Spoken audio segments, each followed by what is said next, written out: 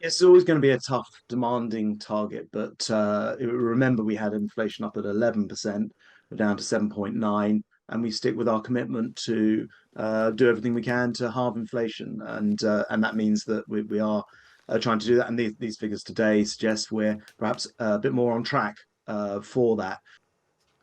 It's good to see the inflation figures coming down as much as that, and of course, we've been doing a lot of things to try to support people through this period of high inflation caused by the shock in energy prices, something in my area.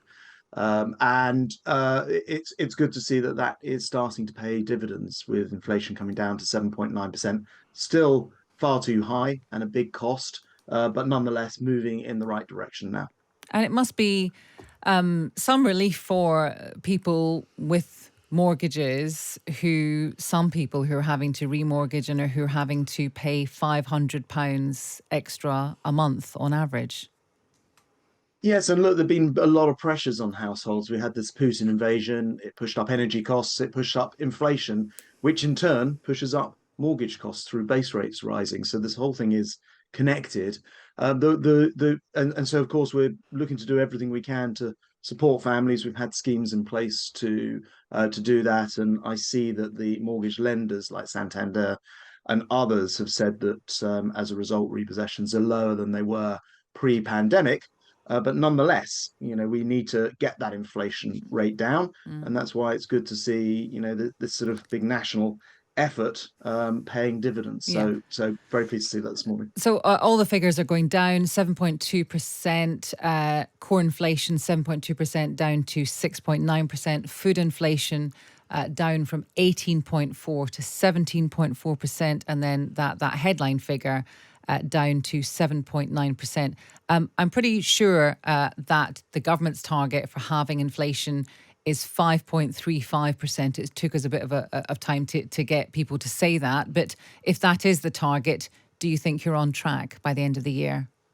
It's always going to be a tough, demanding target, but remember we had inflation up at 11%, we're down to 7.9, and we stick with our commitment to do everything we can to halve inflation, and that means that we are trying to do that. And these figures today suggest we're perhaps a bit more on track for that. I haven't seen the detail of those numbers, but I do know, of course, that, for example, households, as of the beginning of this month, saw on average energy bills drop by £426 or 17%. That's because we've seen the energy prices come down after they peaked so much last winter, and Mm. we put in a range of measures to try to get to the lowest energy prices in Europe, which is actually one of the things which has spurred the other very good news this morning, which is that the UK has just won its largest car investment, manufacturing investment, probably of all time, but certainly for 40 years, Mm. for EV electric vehicle battery production for a gigafactory by Tata, which is fantastic news and will support 4,000 jobs directly, many more thousands indirectly. There's about £4 billion. And part of that was made available because we were able to show the investing company, Tata, that we have a plan to get our energy prices to amongst the lowest in Right. Europe over the next few years. Okay, I'd like to move on to a couple of other topics. The first one being the front page of the Times, which I'm sure you've seen: legal fears over gender guidance for schools. England and Wales, in England and Wales, schools have been waiting a long time for this guidance because everyone seems to have different policies. Some people don't have policies. Some schools are in the dark, really. And it's a very, very sensitive subject. What's your understanding about what the sticking point is here? I just think it's right that we consider these things carefully and properly and ensure we get it right for parents and teachers and most importantly of all for the children themselves. So we're working on that very carefully. It's right that we consult publicly over it to ensure it's in the right place. These things just take time sometimes Okay. to get in place. Apparently, the government sought legal advice from the Attorney General over whether there could be an outright ban on social transitioning in schools. And the Attorney General concluded that that actually would be unlawful and that the government would need, excuse me, new legislation if it wanted to go further, which might explain the delay. Do you think there should be an outright ban on social transitioning in schools, or do you know anyone in government who agrees with that?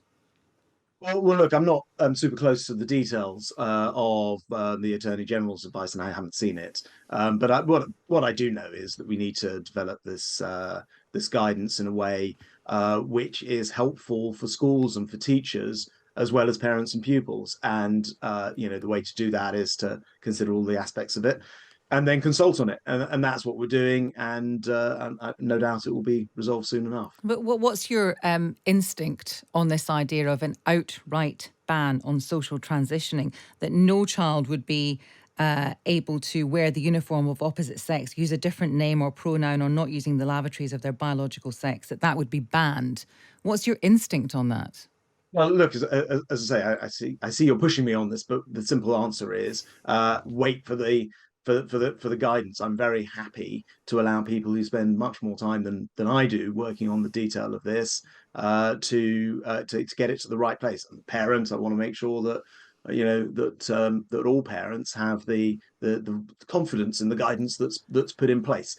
There's nothing really more I can add to you on this. I can tell you a lot more about the record car investment that we've just had to this country, which is what I was coming on to talk about this morning, which is a Okay. Well, massive deal. yes. Well, there are. We might get to that. We don't have a huge amount of time. I do want to ask you about the reshuffle, because Ben Wallace has very helpfully said that the reshuffle is imminent.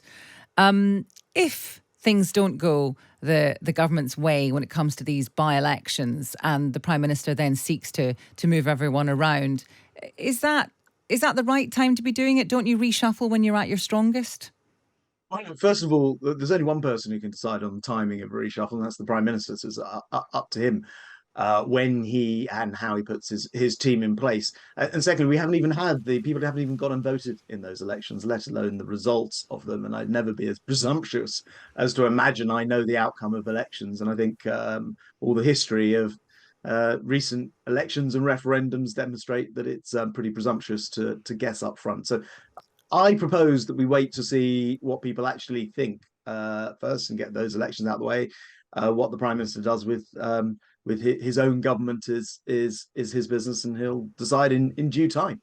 Okay, let me ask you just very, very quickly then. Yesterday we had Dale Vince on, who is obviously involved, funds Just Stop Oil, but also is trying to set up in 2025 an electric powered short haul airline. Is that something that you would support? First of all, Dale Vince, as you say, funds Just Stop Oil. Mm. He's also funded £1.5 million to Keir Starmer's Labour Party. And Labour seem to have adopted his policy, which is to simply stop providing more oil and gas licenses, which is an insane policy, which would simply lead to him either having to tell people to stop heating their homes and driving cars if they're petrol almost immediately, or conceding that we import that oil and gas, and in doing so, import twice as much carbon as a result. So it's a crazy policy. But And I'm delighted. What about the Yeah, I airline? was going to.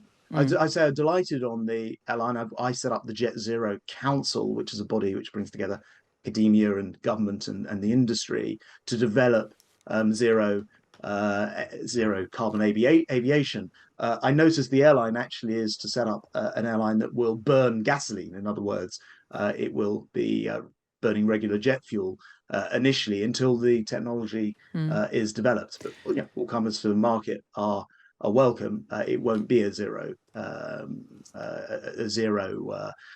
producing net zero airline initially because the technology is still being developed. Okay, Grant Shapps, thank you. That's the Energy Secretary, Grant Shapps.